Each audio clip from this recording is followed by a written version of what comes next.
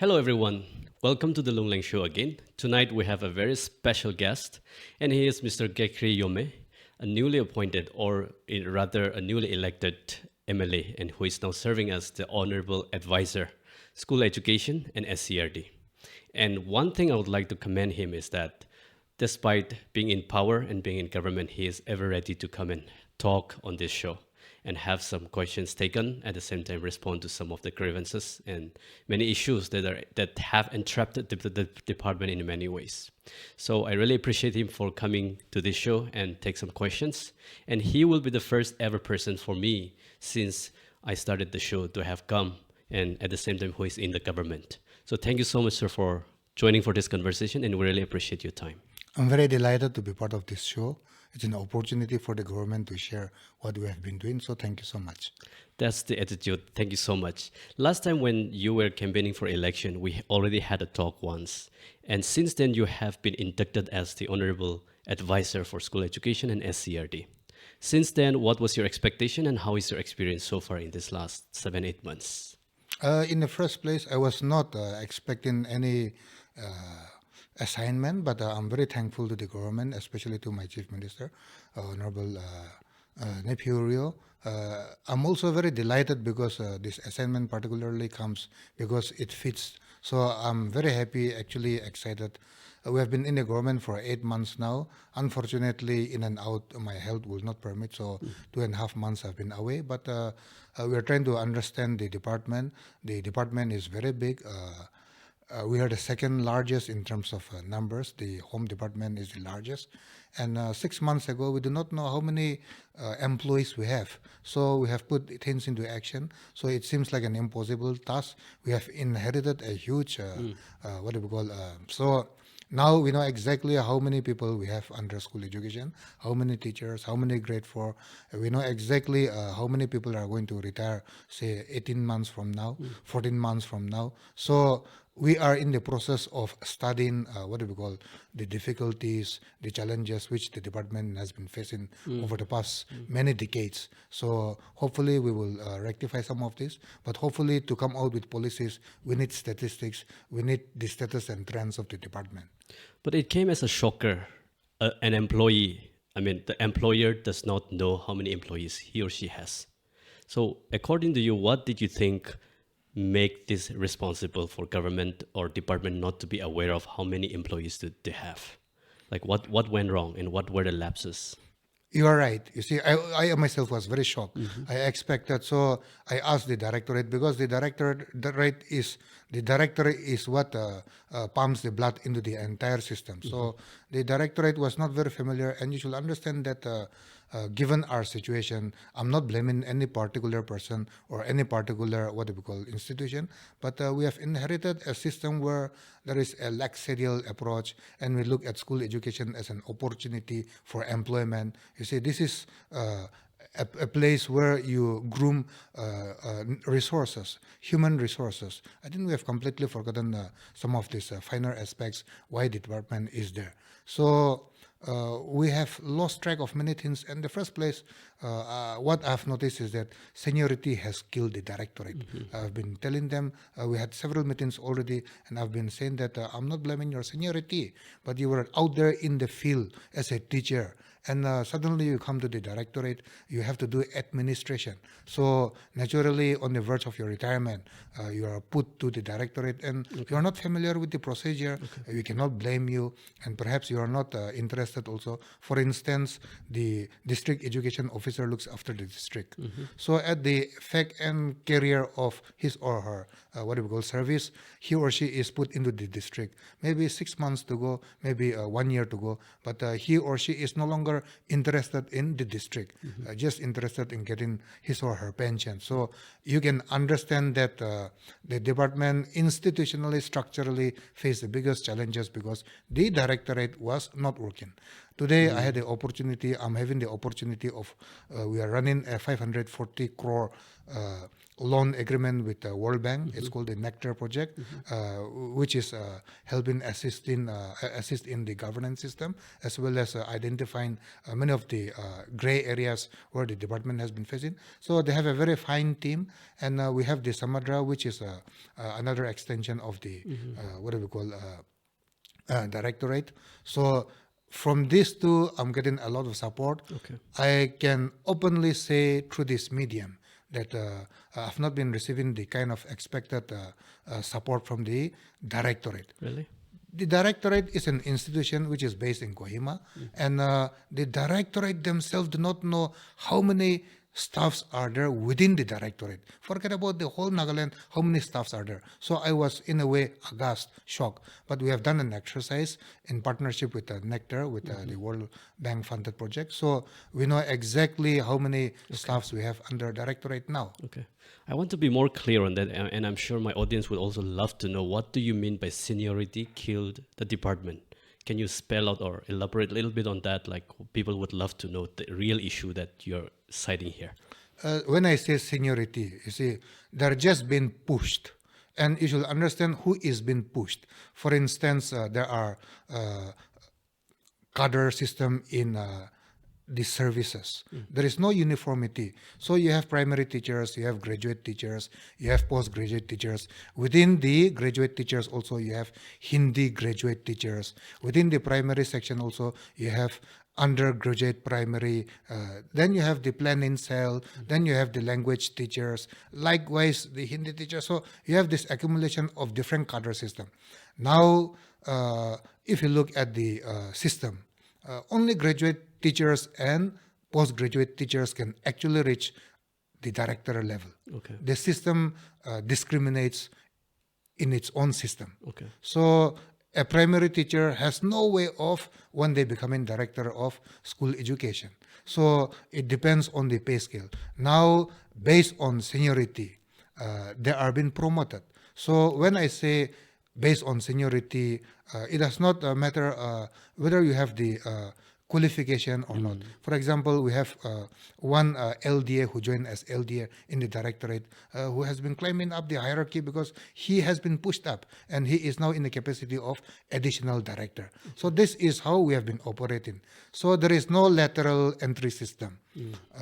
So that seniority, when I say seniority, they are just been pushed. So people who have little or no interest, based on their seniority, they are reaching the director level. Okay, so that somehow kills the talents itself, right? Like people who enter from different direction, like from the primary level, they never reach that status or stage, right? As you mentioned. So either it does not really based on performance or efficiency. It's totally just based on seniority, right? Like, you know, how long you have served this department.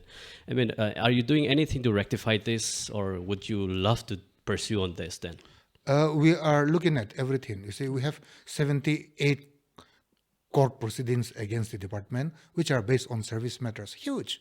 So the moment we say we are going to do a cadre review system, definitely there can be more court cases. 300-400. You see, we have created a lot of loopholes in the service systems in how all these things were entertained.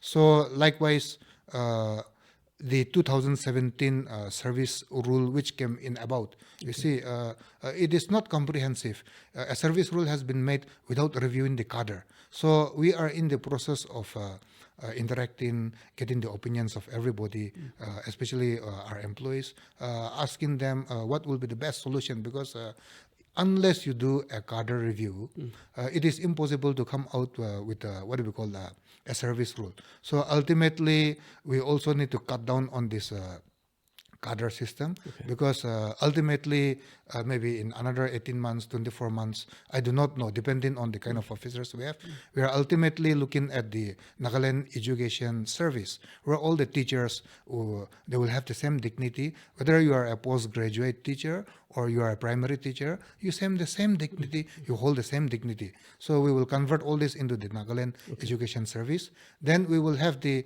Nagaland Education Administrative Service, which will take care of the administration of implementing the department's responsibilities. Okay, and by doing this, you know very well that, and you realize that this is a very, very sensitive issue, and you will face a lot of backlash from people who are getting affected. Right. But one of the things that's most important to you would be having support from your colleagues. Let's say the cohort of ministers and advisors in your government itself. And we all know the fact that, and there are accusations that these people are highly entangled with the politicians themselves. So in the process of doing this, there is a possibility your colleagues might hit back to you in a very subtle way or very implicit way as well. I don't know if I'm assessing it in the right way, but how do you balance this, doing the right thing, touching the sensitive part, and not affecting your government not to lose their support for you? How are you going to tackle this too? We all represent people. Yes. And once we get elected, we represent the entire state. There shall be no discrimination that I represent Angamis alone. You see, I have to give my best for the entire state. So with that spirit, I've been talking to my colleagues. I also need, as you rightly said, I'm not here to confront anybody. We are all here to understand what is the issue, what are the problems, what are the difficulties. So we will be, one of the greatest challenges, for instance, before we even step into this is transfer and posting. Teachers are being tossed around, you see, and it's not the whole thing. And it's a huge exercise because teachers, they're being tossed around. And you should also understand that the home department, the police, which is the largest department, they are not involved in politics. Our people are directly involved in politics vis-a-vis our teachers are appointed as BLOs. Today, you look at the total number of polling stations we have here in Nagaland, the total number of BLOs from our department alone, it is about 1/3 of the BLOs. So the kind of our teachers, the way they have been engaged, we have been engaged directly with politics also. So in a way, the teachers put a lot of pressure, public pressure on their elected members. Yes. And this is how that cycle is. So when you say that, how are you going to push? Definitely, the first thing we need to understand is that we cannot push our teachers around anymore.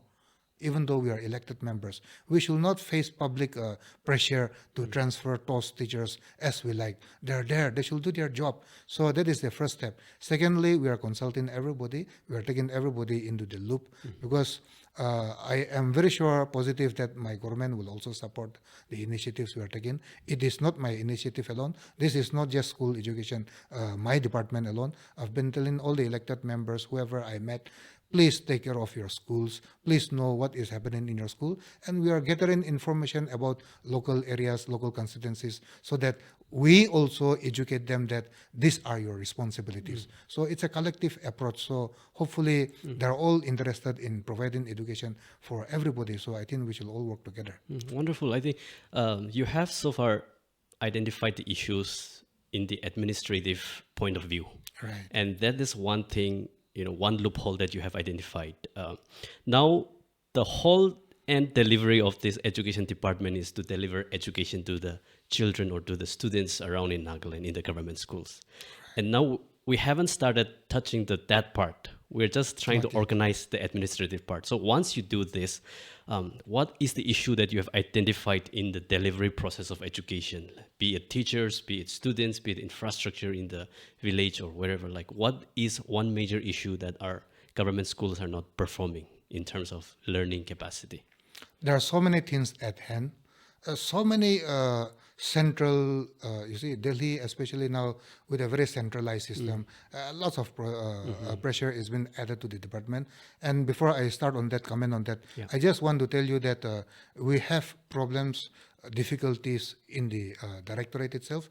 Then even at the secretariat level, we are short of officers. Look at the police department. They have 23 officers at the secretariat level, whereas we have only 5. Look at the Nagaland Secretariat Service, NSS, which are deployed till July, till today. They have 65 section officers, junior section officers, sectional assistants, etc., helping the department, whereas we have only 11. And ours, we need policy, we need to do a lot of rationalization study. Every time we are, you see, the police, I'm not comparing with the police to blame them. The police, the DGP is there. You see, in the secretariat also they have, you see, but even at the lower level also they have a CO. If the CO is absent, you see, the adjutant is there to take care. It's a very disciplined thing. Ours is very different. You see, we have to identify. We have 1939 schools, government grant. We are not able to increase our ambit and look after the private schools as we should have. You see, we are not able to take care of ourselves. We are not able to take care of the private schools. So these are areas where we are working towards. So side by side we are going, but there are key areas where we need to address first. For example, today, when we are doing the interview in this thing, today central government has initiated what is it called, an assessment system. So we have 1,643 schools involved, 800 private schools, equally divided between private, where we are assessing more than 36 individual students, more than 1,600 teachers, more than 1,400 head of institutions. So these are personal interviews which we are taking, you see. So we do not simply have the strength. Our people are involved in training. Our people are involved in moving here and there. So apart from teaching. So the first step which we perhaps would like to take is, you have heard so much about this shortage of teachers. There is no math science teachers. You see, so when I joined the department, they were saying, I was asking them, oh, we should have 24,000. From another, we are saying, oh, we should have about 22,000 employees. Now we know exactly how many shortage of teachers we have. Because as per government rule, you see, a primary school, unless there are too many students, minimally should get 7 teachers. We are not able to provide teachers to all the schools. Now I can tell you very well that we have surplus teacher in the primary section in some districts, but overall we have shortage of teachers at all level. Then the other aspect which we need to look is, now with the new NEP 20, language teacher. We simply don't have language teachers, and we are expected to teach language now. So these are some of the logistics where we are working heavily. But the first thing is we need to put up what we call fixed teachers for every school. So since we have shortage, we are going to put it up to the government about the status and trends of our requirements. It implies a lot of financial expenditure for the next 30, 40 years. So we are working on that before we even present. We cannot just go to the government and say, we have 800 shortage of teachers. Please immediately recruit them through NPSC or NSSB. See? So we are working at the financial implications of, so if we cannot run our schools, we should stop this business of providing false hope to villagers, especially where our schools are mostly located. So if I get you correctly, we have enough teachers, right? So is there a need for more recruitment or not? We don't have enough teachers. Okay. I can tell you straight here, we do not have enough teachers. Now, we have so many schools, and this is where the actual difficulty starts. I see. We have schools scattered everywhere. Many of the schools are non-performing. Many of the schools are just there because it has become a source of pride for the KEL, for the village. You see, I can give you the case of, I'm not blaming any particular. It's in Lungleng, for instance. They have 117 schools in Lungleng, our establishments. So out of this, we have 927 staffs and teachers provided for this. Now the number of students we have is only 3,743 from this private established, our government schools. The private sector, they have only 22 schools, and they have about 4,850 students, which is being held by 241 teachers. Not just Lungleng. I'll give you the example of Meluri also. In Meluri, there are 31 villages under this Meluri subdivision. We have 77 government schools. Now, these 77 schools, we are able to get only about 2,300 students. Now there is a school in Meluri itself, a private school, which has more than 2,800 students in one school. So one school itself is what do we call, so you can understand how the irrationality. So how can we, at this rate, you see, so there are cases where in a village, I'll outrightly say in Lakuti, I had a talk with our Honorable Mathan, who represents that constituency, and he just told me flatly, just close down all the government schools in my village. It's not working anymore. We cannot just fool the government like this. And he's been honest because he's a practical man and he is assisting how we should put up this thing. So we have like every KEL wants to have their own primary schools. So, and they're saying we have shortage of teachers. Now, how can we provide when there are no students? So what we are looking at is we are looking at 3-tier system. Okay. The performing schools, we are not necessarily going to reward them, but we need to take care of them. The middle one, we need to lift them. The schools which have low enrollment, we will take up these cases specially and understand why it has low enrollment, whether it is actually necessary. I visited one area because there was a social media protest, and 3 villages, it's a combined village, and they have 3 schools. They need just 1 school. So these are the kind of irrationality we are facing. So the upgradation of schools, the promotion, opening of new schools, these are mostly being pushed through district planning boards, vis-a-vis through the legislator also. Many of these legislators, they do not know how many schools they have in their area. They do not have any idea what is the enrollment or who are the teachers in the school. So we are also in the process of getting everyone involved. So perhaps through this, otherwise, see, in Nagaland, we presented a budget of about 23,000 crores this year. 35% goes into salary, 28% goes into pension, 28% of the budget goes into what do we call debt servicing, and if you look at school education, we have a budget of about 1,740 crores just for salary. So our department, which is of course a little bit smaller than police department, but we are 20% of Nagaland's employment. Government employment. Together with police, we constitute about 42 to 43. And the kind of money we are spending here, it is not profitable. It is not, we are just wasting public resources. So this is something which we are very careful, and that's why we're working out the financial, fiscal implications. But adding to that, like there is a need for more recruitment then. Like how does that work now? You are kind of having a remorse or, disapproval that there's a way, this seems to be a wastage of public money. At the same time, there's a need for more teachers. And now we have seen lots of instances where teachers' salaries are not paid. And there was also a report in 2022 by Comptroller Auditor General of saying that Education Department has misappropriated fund of 82 crores. So, having all these financial issues and problems, how, as a state, do you imagine recruiting more teachers for efficient implementation of education system in the state? These are issues that, as a public or as an individual, we would like to understand from you. We have 68 DDOs, can you imagine? It was more before. So DDOs are scattered. So we are trying to streamline now. So I'm not blaming or I'm not suspecting anyone, but how our resources have been utilized, how it is going, that is something which we are doing. The Samadra, they have their own statistics about the total number of employees we have. Now with the exercise which we conducted recently, we have our own statistics now. So we are going to use these statistics and we are going to follow the money. When I say follow the money, follow the DDOs, because all these are going in the form of salary.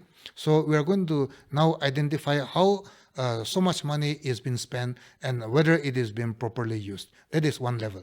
The other aspect is, like for example, everyone is asking for Hindi teacher. Simply, if you look at the figures, we do not have enough Hindi teacher. Math teacher, we do not have for every schools. So what I'm saying is, the moment the government has established a school, we should provide the required number of teachers. It is, you see, it is not proper. Let me mention about medical department. 5 medical doctors are posted, let us say, in the CSC. What we are hearing is that they make adjustments. 2 of them stay back, 3 of them go for vacation, go for holiday, and they do that at rotational system. Within teachers, we cannot do that. One teacher cannot run the job of another 6 teachers. So that is the problem.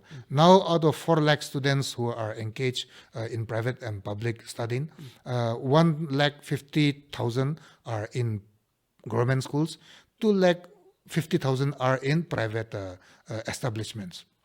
So if you overall look at this, many of our students, they cannot afford to go to private schools. And yet they are going there because our schools simply do not have enough teachers. Teachers are not coming to the schools. They're putting up proxy teachers. They have not had a science teacher for the past 3-4 years. It's not like this year. So these are some of the rampant issues which we are seeing. So in the first place, we are in the process of initiating a biometric attendance, which will be rolled out next year compulsorily. So that will be very strict. I know it's too harsh, but we need to put things into perspective. So our first step is we are coming out with the state-of-the-art, artificial-based, intelligence-based aided attendance that will put teachers into the school. And we have been trying out testing. We have cases where teacher come because we are putting a 50, rolling out a 15 meters perimeter. So we are now hearing that teachers are coming to the compound in the morning, take their attendance where we are doing the trial, and going back to their house in the afternoon, they come and take attendance. So we are, you see, surveying all these loopholes because that is the first thing we are doing. So now then that is the teachers, which is you mentioned attendance, the monitoring system. Right. Yes, I think you said it's harsh, but actually it's very normal thing. Like you get paid for that job, right? But our society or our state has been so not normal in that like whatever things that we try to straighten out becomes like a very harsh thing. But I think I really personally appreciate you for taking such a very innovative steps to kind of bring change into teachers' attendance monitoring. What is the pulse of teachers now? Like they all are aware of the fact that you are implementing that as a department. I've been interacting with a lot of teachers. Yeah. Do they welcome? And, I really appreciate, you see, teachers in the first place, we have underappreciated them.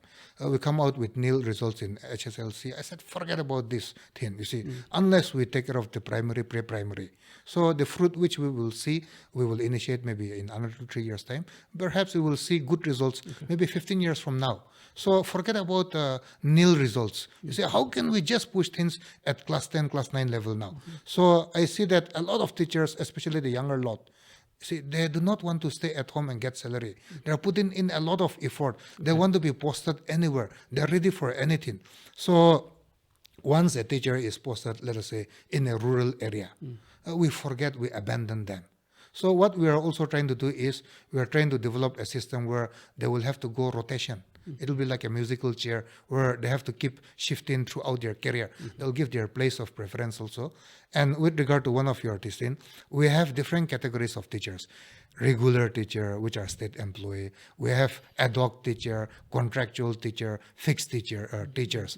Then within this also we have state provided state resources, people who are getting their salary from the state government, they are getting regularly. We have so many teachers who are paid by the central government. That is where you are hearing all these teachers are not paid on time. Most of them are contractual, most of them are fixed. This is the money which is coming from Delhi. It involves a lot of bottlenecks. From Nagaland also, so at least our state employed teachers, we pay them on time. So the issue is, like for example, even in SCERT, the diet lectures, some of them are our employees, they're getting their salary on time, but many of them are getting their salary from the central government. So you hear all this. Then we have all these previous cases where teachers under projects were regularized, and the state has not taken a decision yet, also because of the Uma Devi case. So we have a case where we can neither regularize them, the government cannot take a decision at the moment, so they are stuck. So I really feel sorry because most of the teachers, they're working very hard, sincerely, but the kind of inhumanity which has been given to them, the kind of indignity which they had to face because they are not being paid on time. This makes everybody feel bad, you see. So, I mean, these are issues which we hope to be addressing very soon, yeah. I'm very happy that you are taking a very reasonable and enough cognizance of the issues the teachers are facing. And I think like as long as the government gives such attention to teachers, I think teachers will really feel attended to and listened to because everybody has grievances. So now I personally tweeted once when you announced that Saturday and Sunday should be non-working day for teachers and students. I mean, which is an excellent policy for me as personally, because we all need to have our own personal time as, you know, not only work or not only that thing. By that, I think I'm assuming that you are an admirer of, as you know, Nordic, Scandinavian countries and social policies. So as a welfare state, it's I think it's a great policy that you are doing that. However, do you think will the teachers, you know, that's one thing, and that may solve or may not solve the problem of the education system in Nagaland, but that will bring a lot of relief for the teachers. So what is your real intention behind giving teachers and students Saturday as a non-working day? We have not just taken a decision at the impulse of the moment. Right. We have been listening to parents, students, teachers, and this is the aggregate which was felt. And particularly teachers, we need to understand them. You see that it's not just teachers, it's also students, you see. We are a very communitarian society. We cannot be spending like 6 days in the school. We need time for the family. We need time for our own. Teachers, forget about teachers. Parents cannot plan out anything because their children are there in the school on Saturday. So it's a standby, you see. So everything is, so it's not an impulse, you see. We are looking at, we will soon come out with a proper notification because we have taken this decision and we will stick to this. We'll come out with a proper notification, but we are also looking at how things are changing. The total number of hours which are necessary. In Nagaland, we do not have the Nagaland Education Act, which hopefully we will come out once we get enough officers. We do not have enough rules to, so we are in a way doing things at the spur of the moment. You see, you agree to this, you don't agree to this. We have not taken this decision out of the blue, you see. So we are now conferring with the SCERT, and I've asked them to look at the total number of hours which is necessary for school children. And there is what we call the downsizing of syllabus. So it's something which we are moving towards. So we are very much aware of how the national education policy is geared, and we also need to adjust based on that also, but we also need to understand that the federal relationship which is shared between, so these are areas where we are working towards. Okay, great.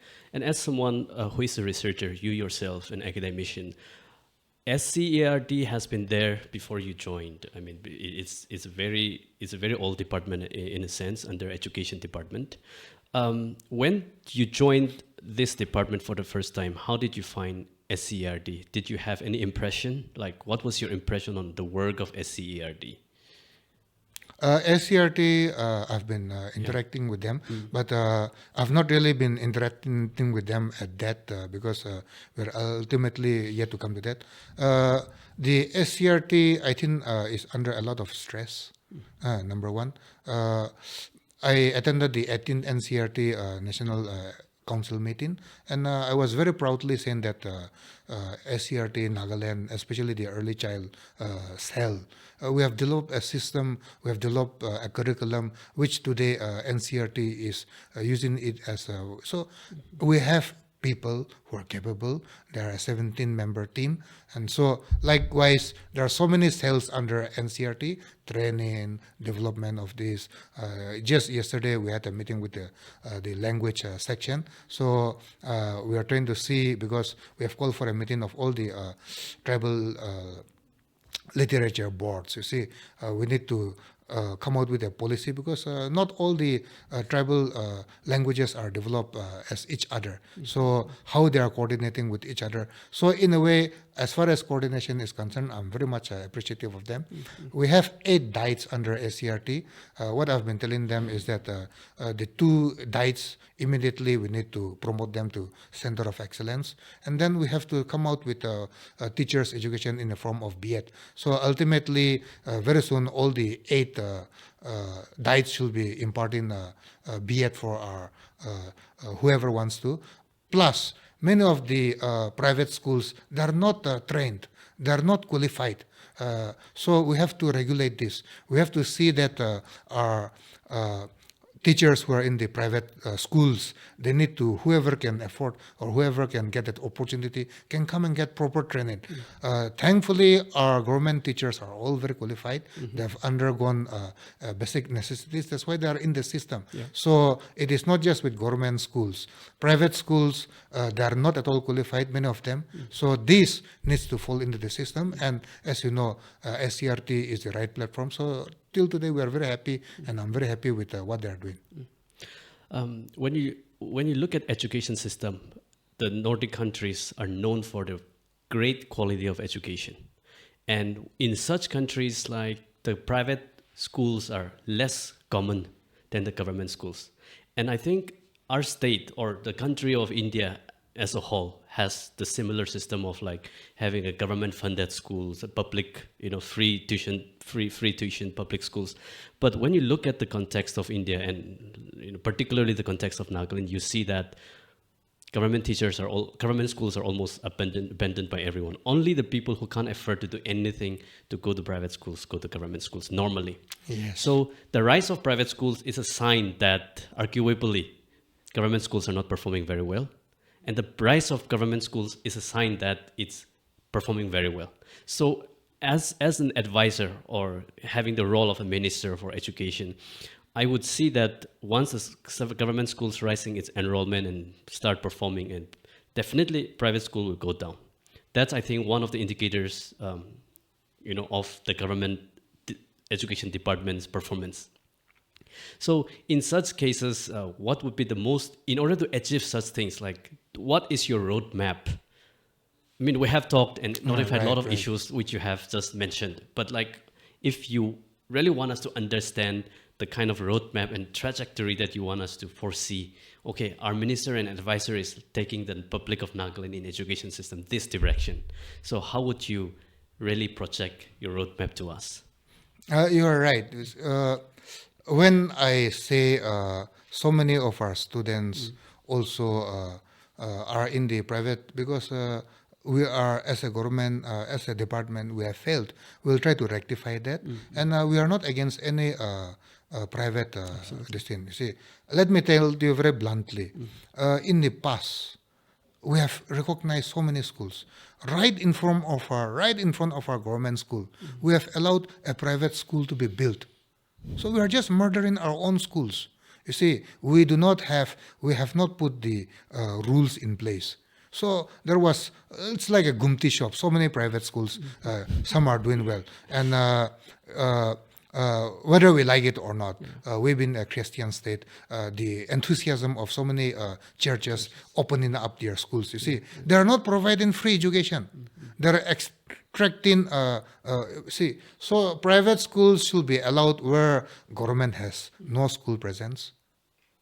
Those rules need to come. We have allowed them to recklessly. You look at how today we have 42 government higher secondary schools. Starting this year, colleges are not allowed to take up class 10 and 11 and 12. So 13 colleges, they were dropped. So now we need to open more government higher secondary schools. Now the private entities, they are unable to enter because teachers are more paid. So you see, it's market which guides everything. So suddenly our government higher secondary schools, everybody is rushing there for admission. Where our own children, our own products from our own government high schools are not able to get admission. So what I'm saying is, there is an allure for government schools because there is no competition from the private sector, right? So looking at all this, we are not in competition with this thing, but I fully agree with you. When the government is providing all this, and as far as I believe, we should provide this. So we should provide this, and because one thing which I've noticed is that say an individual child going to a private school, it can be a shoes, socks, everything, school fees, everything. Average 15 to 18,000 we are spending on a child. I'm just a rough calculation. Some schools it's more than even a lakh. You see, so 2.5 lakh students, we are spending more than 500 crores just on school education. And many of these villages, they are indebted. You see, it's linked with so they are not see, they borrow 3,000, 2,000. It's not huge money. The moment they pay that off, they borrow again. So they're in that cycle just because of the children, you see. So we are not in competition with anybody, but as you said, can naturally die. My first visit was to one school called Tsutikon Longremendan Government High School. Okay. There are two schools there. It's like two of them cannot grow together because there is no student, there are no students. So the government high school is doing very well, that the other church-based school is losing its currency. You see, that is the issue. So ultimately, we have to follow this predatory mechanism, but we are not going to make rules unfair for any parties. It will be an open thing. So once we improve our school system, our target is in the next 3 to 5 years, we should bring back 1 lakh students into our government schools from the private schools. That is the target we are setting ourselves. Once we do that, we believe that we will improve rural economy also. That's a very interesting response, and to see like how you are really planning to take this forward. And I have come across many people complaining about homework. In many of the developed countries, there is no concept of homework much. Now it's, getting lessened day by day, because happiness of students and relaxation of students is as important as their classroom teachings. What is your take on homework? Because like when there is a summer vacation or winter vacation, before they come back, there will be tons of homework assigned. So students will be busy during that vacation. So you're going to come up with a notification very soon, as you mentioned, about the Saturday as a non-working day. Along with that, what is your opinion or view on homework? There are no regulations on that. Yeah. We have set up a task committee to study some of the aspects of, say, we're currently observing Haryana and Delhi Education Act. The finer details of how homework should be given, how teachers and how students, all this will be worked out. We cannot, if you look at the NEP 2020, a lot of stress is on, the only fair thing which we have seen, there is not much improvement, but a lot of stress is on digital education. Now we are providing under central schemes, providing computers where there are no electricity. These computers are just lying wasted. Yeah. There is no electricity to fix this. But so we are rolling out all this. So, of course, we have come a long way from the 3 R's. Now we need digital literacy, we need financial, we need emotional, mental literacies. Now we understand that there are so many literacies. We are still very much ingrained in what do we call performance, that is in results. Of course, it's result oriented. So with the NEP also, we see that it has also opened up doors for possibilities in the form of vocationalizing that academic is not just everything. And I know that many of our students, especially in urban areas, a lot of pressure is being put on them. It is not fair. My last question would be, at the end of the day, you are a politician and you are taking a very radical steps, I would say, in the context of Nagaland. In fact, this is normal, like I mentioned, but it looks quite radical, and because you're going to bring reformation on many of the aspects. And by doing this, you're going to touch the nerve of many, many people. And as a politician, this can be dangerous in a sense, in one sense, because when you touch the nerve of some people, there can be a campaign, there can be a canvassing going on that he is not with us, he is really destroying our convenience, in other words. So I want to understand and I want to know, as a politician, how are you going to manage your career as a politician, and how are you going to manage the issue that are being quite rampant in the department. These things I think many people would love to hear from you as well. Personal question. That's the funny thing about being a police. I represent the constituency, Right. but now the task of governing or making policies for the state, it affects everybody. So of course it's important, you see. But these are issues like, for instance, we are introducing the students' health card. So Yes. we are writing to all the private schools. We'll soon be writing to all the 4 million how much money they are collecting in their admission fee for what do we call medical fee, and whether some schools are actually collecting that. So now we need to understand. So once we do that, doctors and nurses, because we had what do we call convergence meeting, and they said they can do it and we need to do it. I go on tour and I see that many of our students, they're malnourished. Many of them, they had never had any immunization in their life. So now doctors and nurses will now have to conduct medical camps in private schools also, as well as in government schools in the most far-flung area. So every student, especially the younger ones, their height, their eyes, their nose, you see, the basic physical test will have been done. So it's a strenuous, it's a time-consuming procedure. So we are looking at all this. So it is not just students from the department, it is not just the fraternity of school education. Many other people from other departments may not be very happy about it, because finally we are getting, and I think that's, you see, work culture is what is very important. If you are getting paid, if you don't like your job, just move out and let another one comes. You see, I'm a very practical person. You see, I'm not here to please people. I'm not good in pleasing people. But people need to understand how things should work. People need to understand what make things work. So with that, I'm moving about. I'm trying to understand people's pulse. I cannot take decisions on my own. I'm listening to people. For example, the Chang students. Very happy with them. They have personally taken this effort to tour all the what do we call schools within their area, and they've come out with reports for every school. So this kind of support I need from the community. You see, so it's not just school education which can do. So what I see is I also receive a lot of what we call support, not just from school education, not just from my colleagues, not just from the fraternity, but a lot of public is dying for some change. And they're genuine. They felt the pulse of their people. So I think today we are on a journey. We should not be so much afraid of what stands before us. The real challenge, I think, is we do democracy because I'm a very privileged child. You see, Kohima may not have the best facilities, but I grew up in Kohima. I go to the interiors. Why should they not get the same opportunity which I get? And we look at myself, you see, at the rest of the country. Globally, I think Nagaland has been doing very well. We are a developing country. If you look at the case of Brazil, Lebanon, you see some of the large, what we call conflict-ridden states. I've been studying some of this.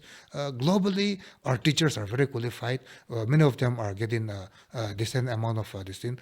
So I think this is one area where we can become global leaders, and to be doing so maybe in next year will be the first graduate, Naga graduate. So to be doing this in such a short time. Our first matriculate was in 1918. So 105 years from now, a lot of transformation has taken place. Our children, they should be equipped. They should be having a big heart with to become achievers globally. I think this is what we need to look forward. And to do that, unless you reform education, unless you bring health to one and all, unless they are qualified in these two, we stand no chance. It sounds to me like you have a great vision for the state of Nagaland, and I feel you are the right person to hold this position in the department, which is a compliment for you, sir. Thank you. And now, the last final question. Now, as much as the teachers are expected of their work to be a performing teacher, because like when you look at this department, teachers are, everything more or less revolves around teachers, apart from the administrative side. So when the teachers are good and present and qualified and do their job, the reformation of education system in terms of learning will definitely reform slowly. And would you also satisfy the teachers, pay attention to the teachers as much as they are expected of their work in their performance? For students to do well, school management ultimately is what we need. Yes. So today I am expecting too much, perhaps, but we are also looking forward where the fraternity of school teachers, especially we are looking for examples, success stories. Today, teachers need to come out with leadership qualities. Ultimately, we will go down to school management. We are yet to reach that level. We are still in the disciplining process. Herding, you see, herding process is still there. But ultimately, for our children to grow, the school management is very important. And today, we are looking for the exemplary. We are looking for leadership. Students, teachers, they were not recognized. See, only this year, we promoted teachers to assistant headmasters. They're on the verge of their retirement. There is no professional growth.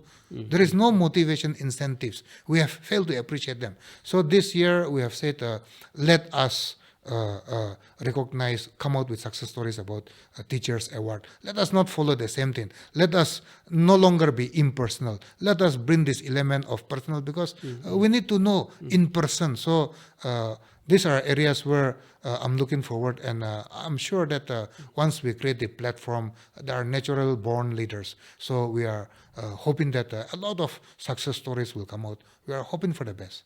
Interesting. Looking forward to the exciting future of Nagaland in the education system. Thank you so much and all the best, sir. Thank you so much. Thank you so much for this opportunity. You're welcome, sir. Thank you.